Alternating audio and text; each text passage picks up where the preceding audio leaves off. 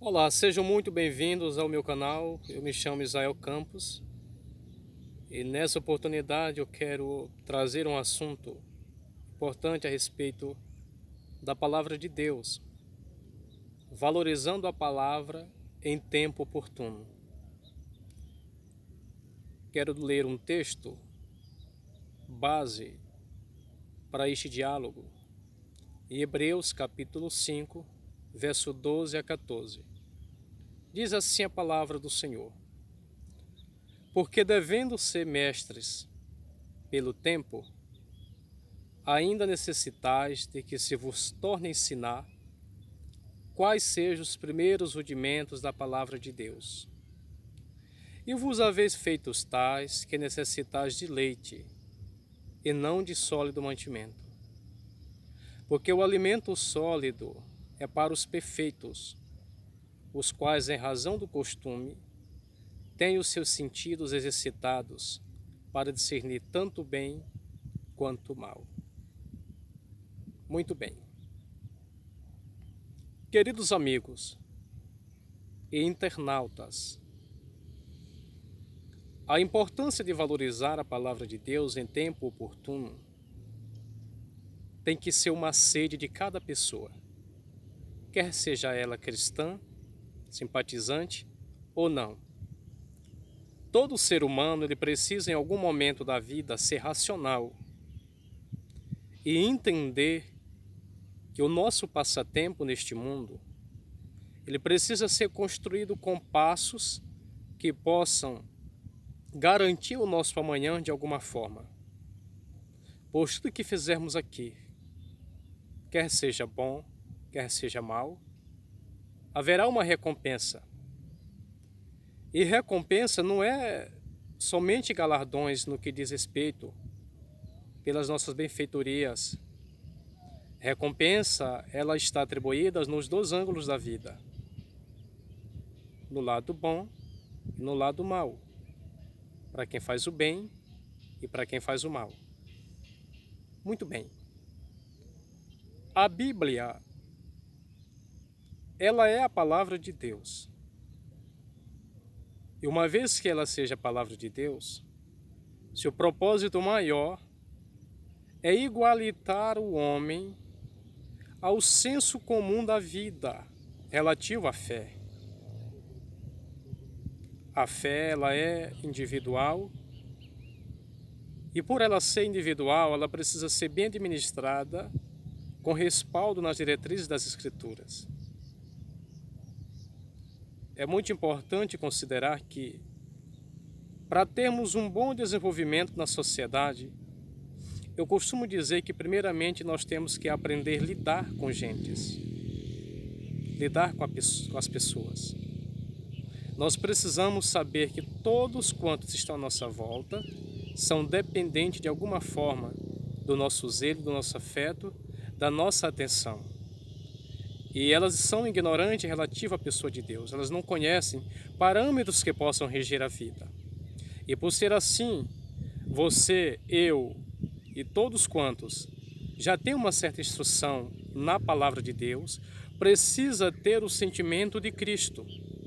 Cristo, sendo em forma de Deus, ele não usou com usurpação ser igual ao Senhor, mas ele se esvaziou de si mesmo, certo? Com o fim de se tornar semelhante aos homens, escolhendo a morte e morte de cruz. Então, o que nos leva a pensar o seguinte, que precisamos ter esse mesmo sentimento que houve no Senhor Jesus. Nós não precisamos nos impor sobre a sociedade como se fôssemos majoritários no assunto, como se manuseássemos melhor do que todas as outras pessoas. Porque nós poderemos até ter um lado técnico alavancado, mas nós precisamos entender que a prática ela fala mais alto do que a teoria. E isso nós só saberemos a partir do momento que passarmos a considerar as pessoas como se fôssemos nós mesmos estivéssemos sendo tratados, ou que necessitássemos desse tratamento. É interessante pensar o seguinte, todos quantos se aproximaram de Cristo em situação degradante na sociedade eram pessoas vituperadas por todas. No entanto, o Cristo as amou mesmo assim. nunca colocou seus pecados no rosto, nunca lançou no rosto deles os seus feitos. Pelo contrário, quando ele os perdoava, eles publicamente confessavam que não eram dignos e merecedores de tal tratamento. Então temos que ter também este mesmo sentimento que houve no Senhor Jesus Cristo, para então termos um bom desenvolvimento no nosso relacionamento interpessoal. Irmãos, nós somos cristãos, não somos deuses. Nós somos carne, nós somos matéria, nós não somos seres espirituais, mas nós somos seres carnais, dotados das mesmas fraquezas. O que nos difere dos demais seres humanos? O que nos diferencia dos demais seres humanos? Simplesmente a educação que temos na pessoa de Cristo, se assim nós a executarmos bem. Muito bem. Quando a Bíblia começa a tratar a respeito deste assunto, uma primeira coisa nos faz entender que é quebrar o orgulho e o ego daqueles que se consideram, certo, melhor do que os demais. É interessante aqui que o autor aos Hebreus, ele narra a história como uma cobrança a alguém que está há muito tempo na fé, que professa uma fé, que defende uma fé. E eram pessoas que estavam há tanto tempo na igreja e não apresentaram os pontos essenciais que os qualificassem como verdadeiros servos de Deus. E o escritor aos Hebreus, ele faz uma cobrança a esse povo que estava antigo, que faziam confissão de uma fé morta. Então ele diz, olha, vocês deveriam já ser mestres pelo tempo. Em outras palavras, ele estava dizendo, vocês estão há tanto tempo na igreja e ainda são meninos. Vocês necessitam voltar aos primeiros rudimentos da palavra de Deus. Vocês necessitam novamente voltar a se alimentar de leite e não de sólido mantimento. Essa mesma expressão o apóstolo Pedro usa na sua primeira epístola, no capítulo 2, verso 2. E ele diz assim, olha, desejai afetuosamente, novamente, como meninos novamente nascidos, o leite racional, não falsificado, para que por ele vades crescendo. Certo? Então, um dos maiores problemas que nós temos são a nossa diplomacia.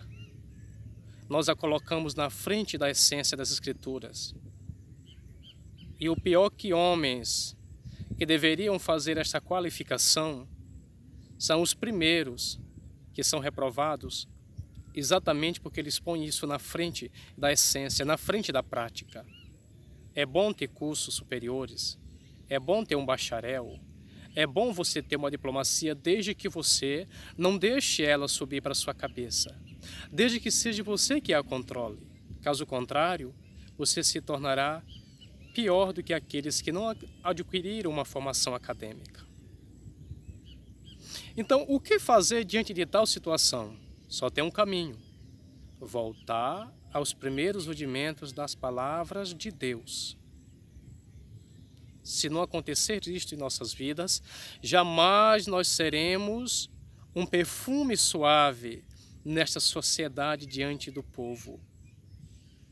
Jamais nós mostraremos para eles que Cristo está conosco, que Cristo habita na nossa vida, porque isso tem que ser percebido sem palavras, isso tem que ser lido, isso precisa ser enxergado na nossa vida, na nossa pessoa.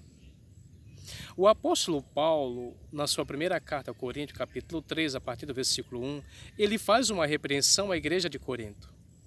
Mas à vista lembrar que a igreja de Corinto era uma igreja que ele a qualificava como possuinte de todos os dons. Mas não basta apenas ter dons, queridos. É necessário possuir frutos. A igreja de Corinto estava em uma situação muito pior do que talvez hoje a gente vê muitas situações acontecerem. O apóstolo Paulo, ele chega diante da igreja de Corinto, no capítulo 3, a partir do versículo 1, e diz, irmãos, eu não vos pude falar como a espirituais, mas como a carnais, como a meninos em Cristo. Leite vos dei, e não manjar, porque ainda não podia suportar, nem tampouco agora podeis. Porque havendo entre vós inveja, dissensões e pelejas, não sois porventura carnais, e não andais segundo os homens? Porque dizendo um, eu sou de Paulo, e outro, eu de Apolo, não sois porventura carnais? Pois quem é Paulo? E quem é Apolo? Senão ministros de Cristo pelos quais crestes, e conforme Deus repartiu a cada um. Eu plantei, Apolo regou, mas Deus deu o crescimento. Pelo que nem o que planta, nem o que rega é alguma coisa, mas Deus que dá o crescimento. Então vejam só, o apóstolo Paulo, ele está dizendo para a igreja de Corinto que ele tinha o desejo de passar a palavra de Deus em grandes revelações, com uma profundeza imensa, mas ele não via a capacidade deles resistir à profundidade do estudo, da pregação que ele queria trazer para eles. Então ele diz assim, eu vos vi como carnais, vocês ainda são carnais, vocês ainda não podem, em alguma expressão ele fala assim, ainda não resististe até o sangue, combatendo contra o pecado.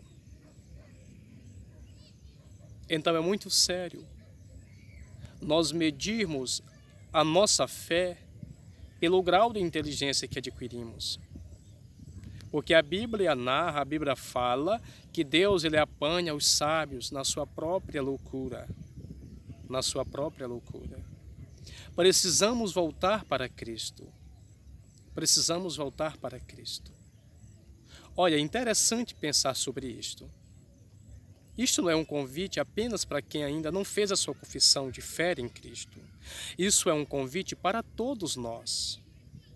Para todos nós se queremos crescer na fé, na esperança, no amor, diante de Deus e diante dos homens.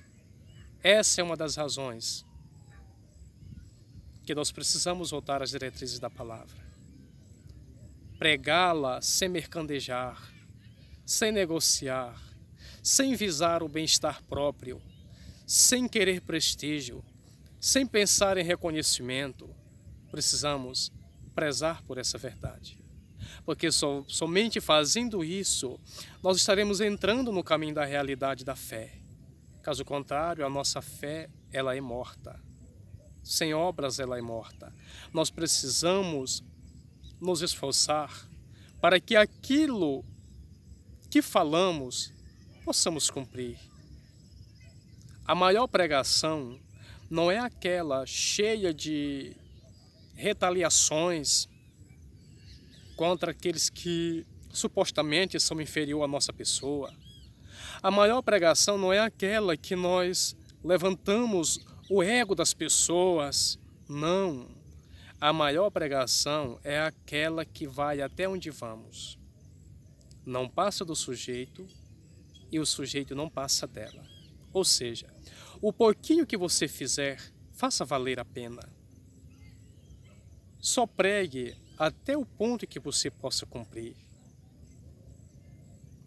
Caso contrário, nós somos falsos, mentirosos, e conosco não está a verdade. A palavra do Senhor, ela é verdadeira, ela é pura. Ela não pode ser cheia de parcialidade. Ela precisa ser imparcial, a palavra do Senhor. Tá? Então nós precisamos visar isso. O profeta Jeremias, no capítulo 9, mais precisamente o capítulo 23, o verso 9, ele expressa um sentimento tão profundo com respeito à verdade. Ele diz, olha, quantos profetas, o meu coração está quebrantado dentro de mim. Todos os meus ossos estremecem. Eu sou como um homem embriagado e vencido pelo vinho, por causa do Senhor e das palavras da sua santidade. Agora note o seguinte, quando ele vai para os versos 29 adiante, ele diz, olha, o profeta que teve um sonho, que conte o sonho. E aquele que está a minha palavra, que conte a minha palavra com verdade, ou que fale a minha palavra com verdade, Aí ele usa uma figura. Que tem a palavra com o trigo? Diz o Senhor. Não é a minha palavra como fogo, diz o Senhor, e como martelo que esmiuça a penha? Então ele continua, eis que eu sou contra os profetas, diz o Senhor, que rouba minhas palavras, cada um ao seu companheiro. Então 3 coisas eu quero notar aqui. O profeta que teve um sonho, ele precisa contar o sonho na condição do sonho. Ele não tem que colocar o Senhor na responsabilidade do sonho, como se o Senhor o mostrasse, como o Senhor o revelasse, como o Senhor o trouxesse uma visão. O profeta está dizendo, quem sonhou, conte o sonho, na condição de sonho. Segundo ponto, mas aquele que está a minha palavra, que fale a minha palavra com verdade, certo? Com verdade. Aí ele vai para o terceiro ponto, que tem a palavra com o trigo? Ou seja, é variável? É derivada? Não. Ela tem que ser absoluta, ela precisa ser exclusiva. Ele usa a figura do trigo porque do trigo há muitas variantes, muitos derivados do trigo. Primeiramente, você tira o pó dele. Daí você pode fazer bolo, você pode fazer pastel, você pode fazer tantas outras coisas, tantos outros elementos que se extrai do trigo. Então, ele está dizendo aqui o seguinte, a minha palavra não pode ser variável, ela precisa ser única, objetiva. Há um quarto ponto que me faz pensar muito a respeito disso, quando ele diz assim, eis que eu sou contra os profetas, diz o Senhor, que roubam as minhas palavras, cada um ao seu companheiro. Eu só encontrei 2 formas em que a pessoa pode roubar as palavras do Senhor. É falando que o Senhor não mandou e deixando de falar o que Ele mandou. Caso contrário, nós podemos pedir licença e passarmos o cajado a outro, porque não ficamos ou não é o caminho que devemos trilhar. Então pense um pouco a respeito disto, para que venhamos voltar a valorizar as diretrizes das Escrituras como verdade que é. Ela é pura, ela é sem parcialidade, ela é tratada, certo? Essa é a gloriosa palavra do Senhor. Que Deus possa nos abençoar e que esta reflexão a respeito deste assunto possa nos fazer voltar novamente aos princípios elementares da palavra do nosso Deus Todo-Poderoso.